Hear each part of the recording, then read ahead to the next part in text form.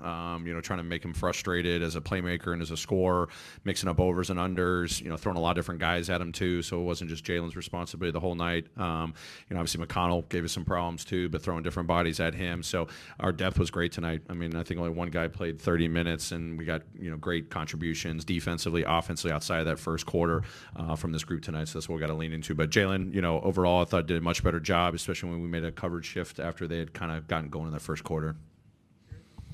I think coming into this week, you talked about how it would be an important week, and now you won every game on the homestand.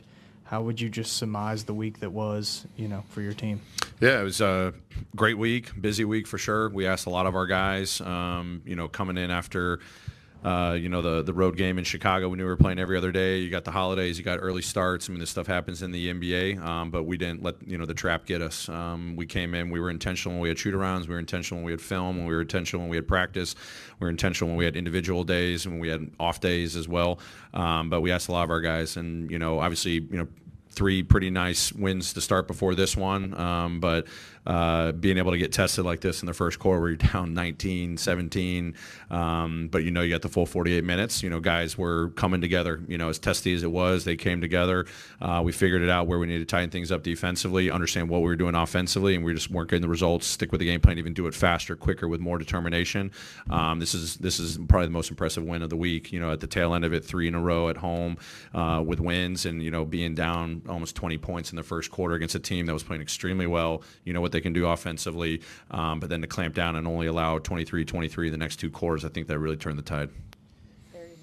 Coach, I know you don't look at wins and losses, but being 5 in a row, going into the top 3 in the East, is it easier to coach those guys for the buy-in when you gotten such much success with the wins and the standings? I mean, the vibe's good for sure. I mean, everyone acknowledges, the wins that have been, accruing, but I think they are very mindful of why it's accruing. We're winning in a lot of different ways. We have different guys stepping up every different night. We're getting contributions up and down the lineup, but, sometimes one guy's just got to stand a little bit more. He has that night, and it's not just one guy's show or 2 or 3 guys' show.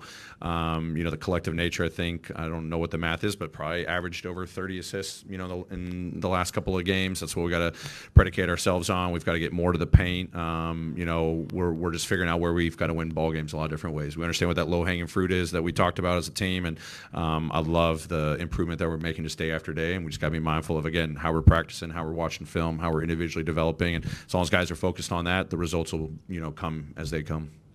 Coach, right here. What's it like coaching a game where the pacing is so quick and it seems like each possession was barely saw 10 seconds left on the shot clock? Yeah, I mean, it's a lot of fun. I mean, it's obviously how we want to play on the offensive side. We want to keep our engine running. Defensively, we knew that was going to be a big challenge. They did try to even, try to slow them down. I thought they were really getting after it. We were missing some shots. Our full court defense wasn't being built like it needed to. But then I thought as the game went on, obviously we started making some shots that makes it a little bit easier. But then we started just to apply that pressure that we've been doing every single night. But it's fun because I don't want to slow the game down for our guys. I don't want them overthinking. I told them before the game, this is a simple game plan. I want you guys to go out there, execute it, have the effort that we need, and luckily we found it, come second quarter.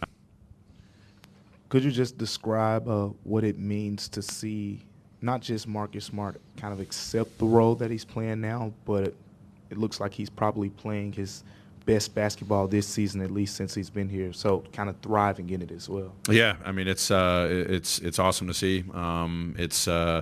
It's not easy. We have a lot of different guys accepting some different, minutes or rotation patterns. And, as the game gets going, sometimes I'm pulling different levers and going with different guys to just finish the game as much as these guys want to be out there. And for him, he and I's conversations, it's all about winning.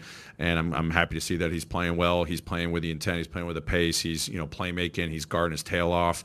He's doing everything that we know he's fully capable of, just in a different role right now. And, finishing games, finishing the halves and all that, even though he's coming off the bench and he's having a huge impact, plus minuses. And obviously him finding a rhythm on the offensive side, but I couldn't be more proud of how he's embracing this, because when a guy like that can do that, then you can see how everyone else can just embrace, hey, as long as it's with the intent of winning, we're going to accept any responsibility we got.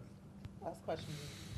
I think when people look at Ja and his athleticism, they probably think about the dunks and the plays around the rim, but how have you seen his athleticism open more passing angles and him be able to use that as a passer this season when he has the highest assist rate of his career. Yeah, I mean, I think he's really leaning into, what we talked about with our pace and guys running without the ball. I mean, he's rewarding guys that are running without the ball, and their spacing.